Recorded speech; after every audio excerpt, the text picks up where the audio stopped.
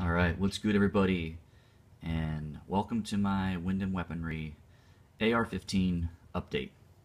Now if you saw my last video, I was talking about my BCM upper, and during that video I was also talking about my Windham. And the last time you saw this rifle, it looked a lot different. I have made quite a few modifications to it. So I'm just going to make this video real quick, simple, and let's just get down to it.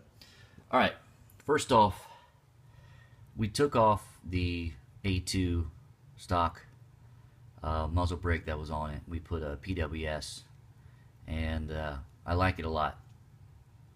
I took it to carbine class. It worked really good with the muzzle climb.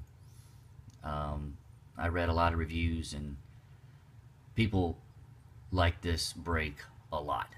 Overall, it's like a good solid overall brake. The flash suppression at night is pretty good as well. I guess the only knock on it is that it's loud. I had no complaints at the carbine class, but I will say at my local range, shooting underneath a roof outdoors, it can be quite thunderous. But what are you gonna do? You can't find the perfect brake. You know, you're gonna have pros and cons to everything, but I like it a lot. Got a Daniel Defense fixed front sight. The reason why I went with the fixed front sight is I don't want to get too reliant on my optics, so having that fixed front sight up there does a good job, because I'm looking at it every time I shoot. I'm not saying I don't like flip up sights, but in this case I wanted a permanent sight. Well, it's not completely permanent, you can take it off real easy, but something that doesn't flip up, just so I can see it and just get used to it. And I actually like shooting with my iron sights. So we got a Troy VTAC 13-inch rail. I went with the 13-inch simply because you got more room to put on items, even though there's nothing on here. I kind of don't like to super ninjify my AR with lights and other optics and handguards and all that. Handguard, like AFG handguard, hand stops, all that stuff. I kind of just like to keep it simple, and I like my rifles light, so I ended up buying this 13-inch, and really, with the amount of length there is, I have nothing on there. But I like it because I like to extend my left arm when I shoot, so as far as control goes, I prefer the longer rails. And I like it a lot. My only knock on it is it's heavy. It's not super heavy, but it seems like what's going on right now in the tactical community, as far as the suppliers and manufacturers go, lightweight handguards is super lightweight handguards is the way of the future. I'm not saying this is heavy by all means, but compared to the new stuff that's out there, it is heavier. Now, I have a carbine length gas system. I actually sent it back to Windham, and they put on a new gas block, a low profile gas block, because putting this rail on would not work. And they did all the work for free. Sent it back to them. All I had to pay for is the shipping and, of course, the parts. But as far as labor goes, they did it all, which is really awesome. So thumbs up to Windham. Their customer service is really good. All right.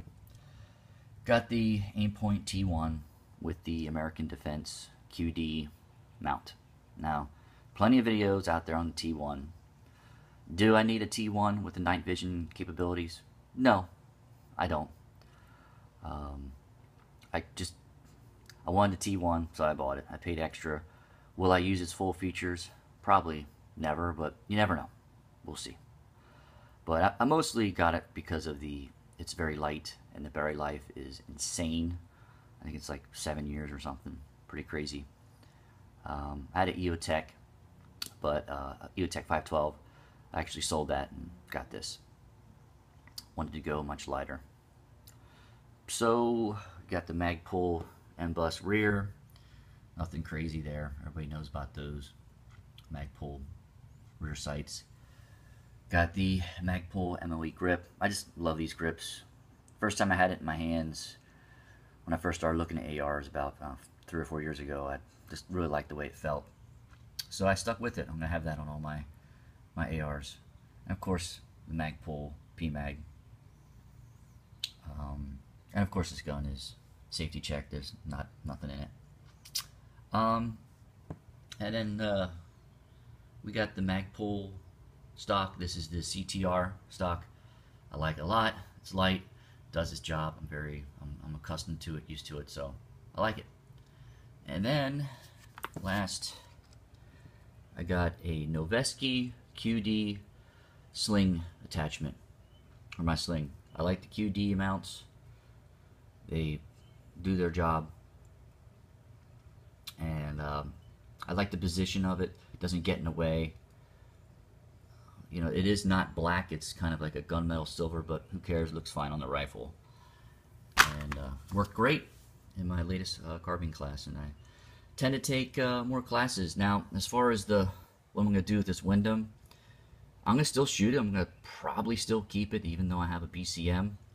I'm going to take the T1 off and put on my BCM and keep it there as a permanent optic for it. And I'll just run iron sights on this. I'll use this to train with my irons and to just stay away from the red optic. I mean, I want to get really good with both. So I'll keep this as a backup carbine. And maybe if I go to the range with a buddy, you know, I'll let them shoot this. But here is my Windham Weaponry SRC AR, even though it looks nothing like it was when I first bought it. But overall, I've been super happy with it. No malfunctions ever. Thousands of rounds through it. And like I said in my previous video, my only complaint is just the cosmetic. It's 16-inch barrel. It has the carbine length gas system, and is, you know, a tad heavier than the hotness right now is a super lightweight 14.5-inch carbines. I'm kind of stuck in that right now. But I think when I weighed it without ammo and with the PMag in, it was like 7.4 ounces or 7.5 ounces, which is still really light. I mean, guys are out there with 9-pound ARs with all the super gear on them. But so there it is. If you have any questions, just hit me up, and be safe out there.